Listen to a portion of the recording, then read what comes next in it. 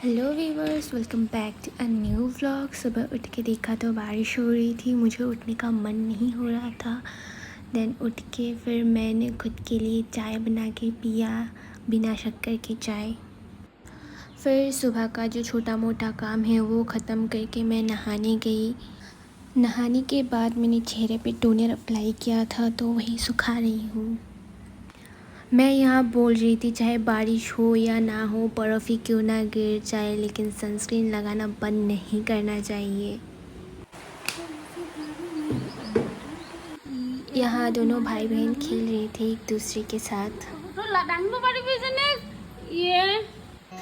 इन दो बच्चों का ध्यान मुझे रखना पड़ रहा है क्योंकि इसकी मम्मी काम कर रही है।